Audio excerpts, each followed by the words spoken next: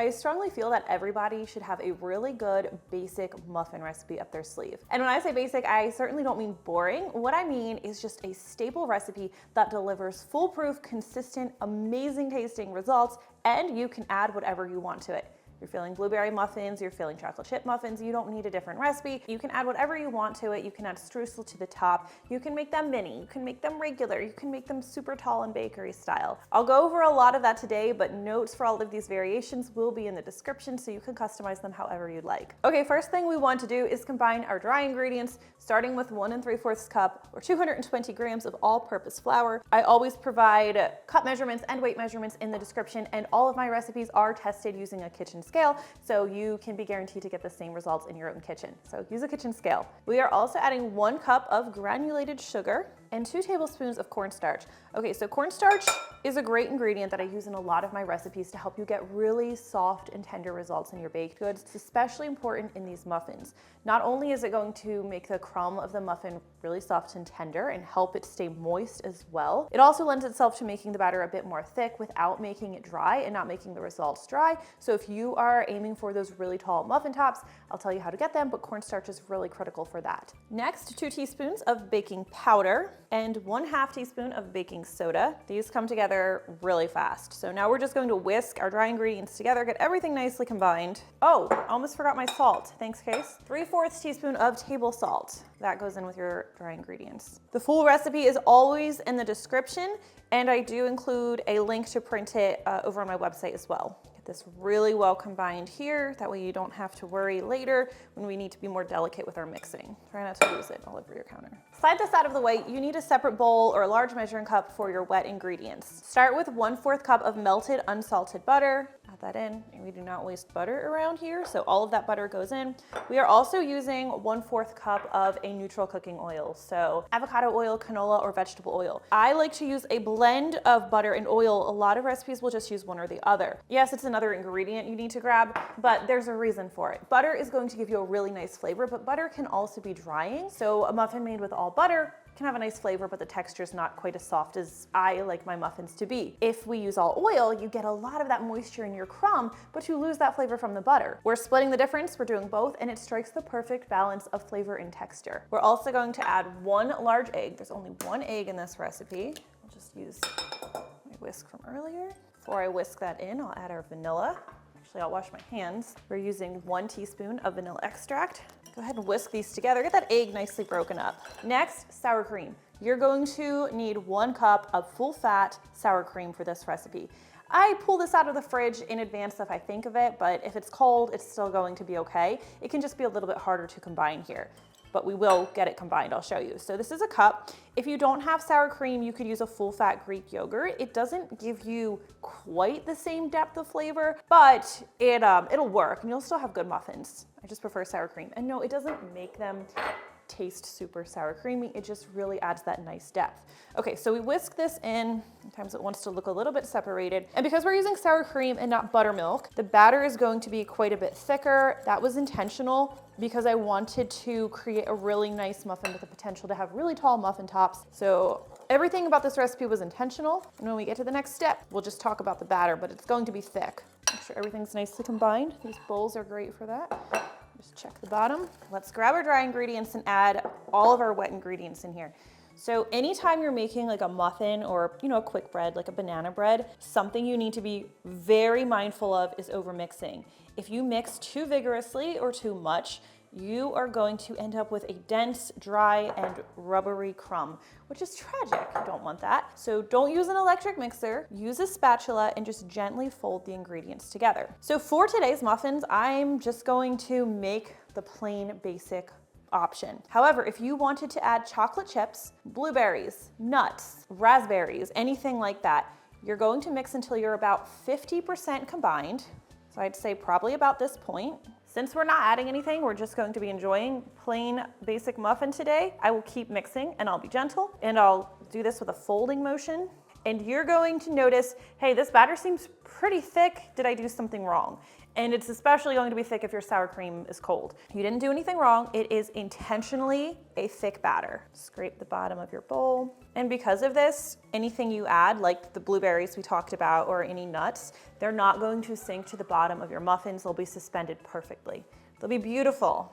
And it's just important that you kind of look through the batter and make sure there are no dry streaks remaining. Look, we're in pretty good shape here. I don't want to go too far. So perhaps you'll notice we haven't preheated the oven yet. I wait on that intentionally. While this batter does work perfectly well if you bake it immediately, I prefer to rest it for 15 to 30 minutes before I bake it. My oven usually takes about 15 minutes to fully preheat. So what I'll do is I'll cover the batter and I'll preheat my oven to 425 degrees Fahrenheit, and the batter will sit while it preheats. So why do we rest the batter? So if you've ever made pancakes, you probably know it's really nice to let your batter set for at least 5 minutes because it's going to thicken while it sits, and then when you cook your pancakes, they're going to be thicker and fluffier and just better tasting. That's because as this batter sits, the flour is going to fully hydrate and it's going to thicken even more than it already is. And this just lends itself to a muffin that has even taller tops. The crumb is a little bit lighter. It's a small difference. I'll see if I can remember to pop up a picture of the difference between a muffin I baked immediately and a muffin I baked after a resting period. Now, it isn't the longer you wait, the taller your muffins will be. I don't recommend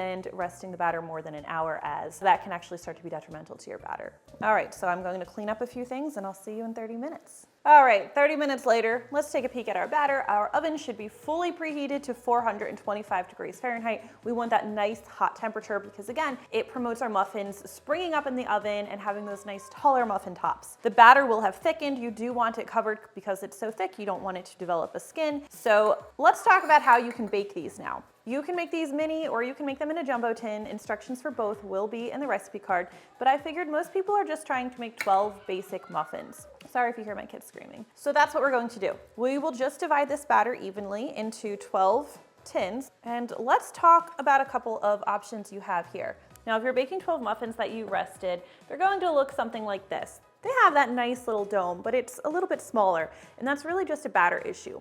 If you want to make the dome taller, you just simply add more batter. Keep in mind you'll probably need an extra minute or two of baking if you do. A lot of times, if I want them to look a little bit more impressive, but I still want to get a lot of muffins, I will divide this batter into 9 cavities instead of 12. If you're making mini muffins, you're going to get about 48. If you're making jumbo muffins, you're going to get 6. And I'm also going to show you how to get 6 jumbo muffins using a 12 count tin. I'll do that in just a moment. I made a second batch of batter while we were waiting for this one to rest. Before we get to that though, let's just talk about these guys. Before they go in the oven, one thing I like to do is top them with a little bit of sugar. So you can just use regular granulated sugar, or you can use like a bakery style sugar, which I really like on muffins. It adds a really nice texture and appearance. And if you want to use a streusel topping, I have a streusel. It works great with this. One of my favorite things to do is throw some pecans in the batter and then do the streusel on top. It's kind of like a praline muffin. It's so good. But streusel will just add a couple minutes to your bake time. And I mean like 2, maybe 3. These are going in the center rack of our 425 degree Fahrenheit preheated oven. We bake them for 8 minutes, and then without opening the oven door, we're going to drop that temperature to 350 degrees Fahrenheit. This is going to let them continue to cook without burning them and without drying them out. On 350 degrees, we'll continue to bake them for about 10 minutes if you have no add-ins, or 12 minutes if you have added things to the batter. Usually when they're finished, there'll be a light golden browning on the top, and a toothpick inserted in the center should come out clean or with a few moist crumbs. Okay, now if you want a muffin that looks more like this, you know, something you'd see in a bakery with that substantial like mushroom top, then I'm going to show you really fast how to do that. It's very simple. Instead of baking in 12 muffins, you're going to divide your liners into 6. You do want to alternate them because having that space around each muffin is going to let the top grow up instead of spread out. So space them just like this. Don't do 6 in a row. And we are just going to double how much batter goes into each thing. We're going to evenly divide the batter into 6 muffins instead of 12. Go around this twice. Now you can help yourself out here by greasing the sides with a little bit of oil. That will help prevent sticking, but I usually don't do that because I'm a little lazy. I'll show you how to get them out with a knife. But you're more likely to use your muffin tops if you don't do it. I also don't have any oil down here right now. Okay, second scoop. Yeah, it looks a little crazy, but it's okay. Just put it directly on top. Don't think about it too much. We're scooping ice cream here. Oh, almost forgot to sugar them. Can't forget the sugar. These will bake in the center rack of your 425 oven for 8 minutes again. Then you'll drop the temperature to 350 degrees and you'll continue to bake them. I recommend checking at 15. You don't want to check the muffins too early because if you pierce them and they're not ready, they can kind of sink a bit. Because everyone's oven is different though, I usually recommend starting at 15, though sometimes they need 16, 17 minutes or even longer. But it's better to check sooner than to burn your muffins and dry them out. All right, muffin set number 1. And muffin set number 2. Okay, important tip. When you make muffins, and also when you make cupcakes, this also applies, you don't want to let them sit in the pan for too long. This is pretty hot, so let me slide that out of the way. I let the muffins stay in their tin for about 5 to 7 minutes. Then we are going to carefully remove them to a cooling rack. If you leave them in the tin, what's going to happen is you're going to get really oily bottoms. There'll be some condensation, all that heat is trapped on the bottom. And if you've ever had liners where the bottom just feels greasy, that's why. So we are going to remove them. We'll also keep them from over baking in the tin. And these usually come out pretty easily, but if they don't, just gently pop them up with a butter knife. Now the big muffins are a little bit trickier because one, I didn't grease the tin just because I was being lazy, to make sure these mushroom tops don't stick, because if you just try to pop these out, the top's going to break off in your hand.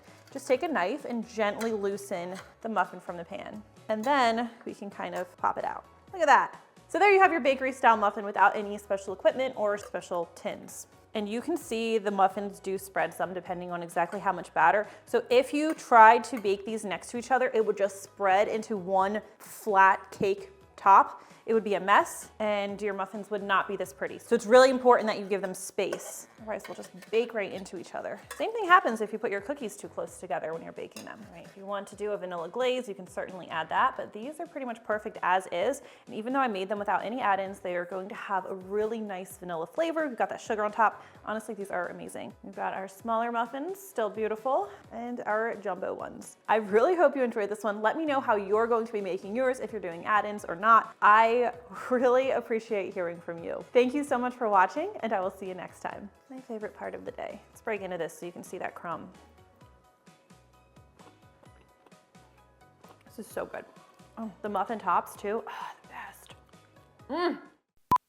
I certainly didn't miss anything else, did I? Sorry, let me redo this.